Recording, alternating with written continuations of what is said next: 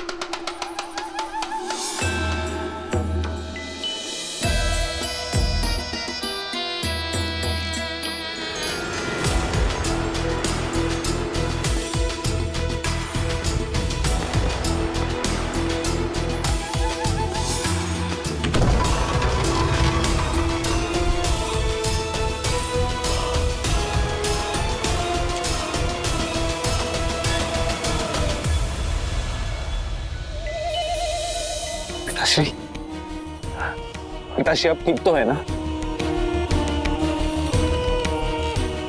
पिताश्री आपका स्वास्थ्य, कहिए ना आपको क्या हुआ है?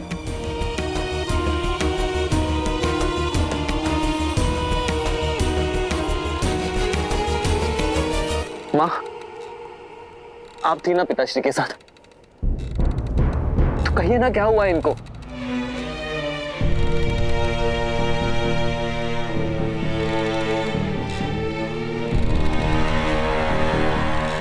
माँ,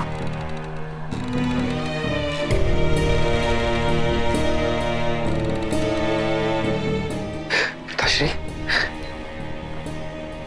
पिताश्री मैं राज वैद्य को बुलाकर लेकर आता हूँ। वो तुरंत आपका उपचार कर देंगे। राज वैद्य को बुलाने का कोई लाभ नहीं।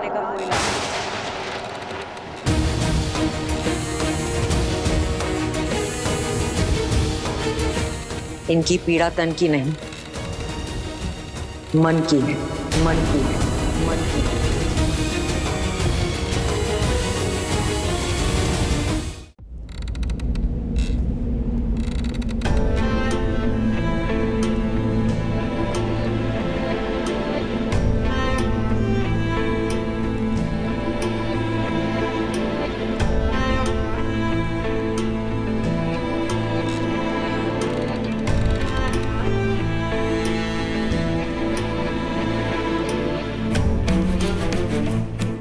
उपचार तो मन की पीड़ा का भी होता है माँ।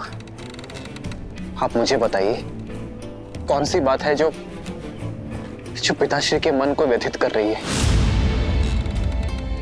क्या आप दोनों के बीच कुछ मतभेद हुआ है? मैं बात करूंगा पिताश्री से माँ।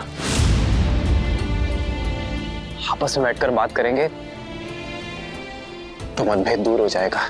मतभेद हल हो सकते हैं, मनभेद नहीं। और वैसे भी इस समस्या का कारण ना तुम्हारे पिताश्री हैं और ना मैं। तो फिर कौन है माँ? तुम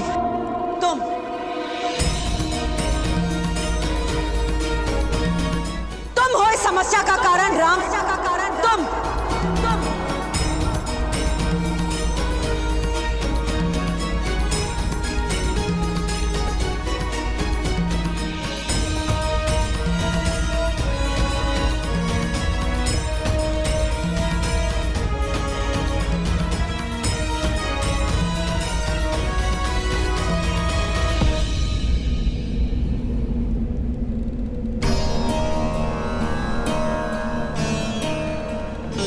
ऐसा क्या अपराध कर दिया मैंने माँ कि मैं अपने ही पिताश्री के लिए समस्या बन गया? यदि समस्या का कारण मैं हूं,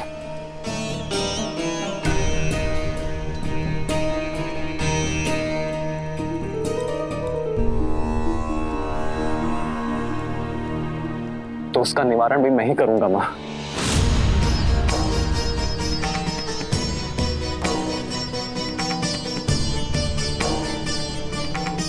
समस्या का कारण तुम अवश्य हो,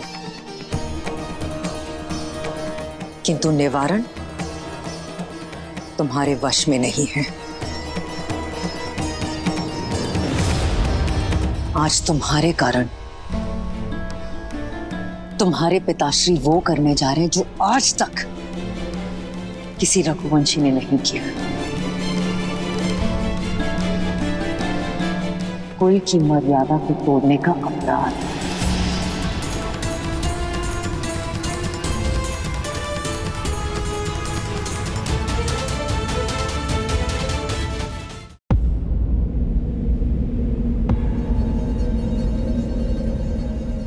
माँ, आप मुझे दोषी मानती हैं, ये स्वीकार है मुझे, किंतु महाराज दशरथ सदा निष्कलंक थे और सदा रहेंगे। वो जीवन भर धर्म की रक्षा, रघुवंश की मर्यादा की मार्ग पर चले हैं। माँ, सृष्टिहीन मनुष्य मार्ग भटक जाता है और तुम्हारे प्रिय पिताश्री पुत्र मोह में, तुम्हारे मोह में मार्ग भटक चुके हैं, दृष्टिहीन हो चुके हैं और अधर्म के रास्ते पर चल चुके हैं।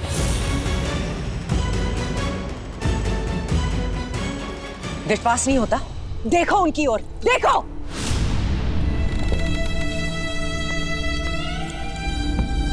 मर्यादा भंग करने के शूल ने इनके शव बांध दिए, किंतु इनका मुख साक्षी है कि रघुकुल की मर्यादा का पालन नहीं कर पाए और अपने दिए गए वचन से पलट गए हैं। ये पूछो इनसे, पूछो अपने पिताश्री से,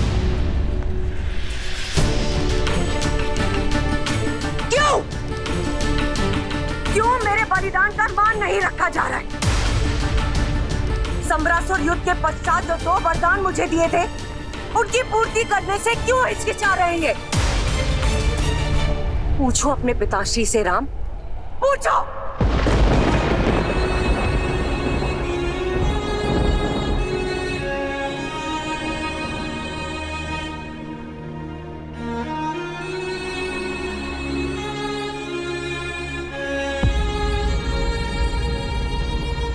संतान होती ही इसलिए मां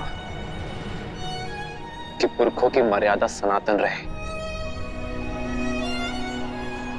वो पुत्र ही क्या, जो अपने माता और पिता के वचन को पूर्ण न कर सके।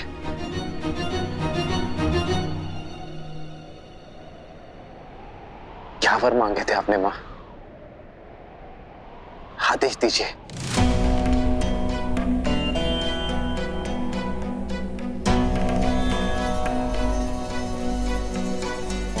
जो पिता नहीं कर पाए वो पुत्र क्या करेगा? फिर भी अगर तुम सुनना ही चाहते हो तो सुन। मेरा पहला वर,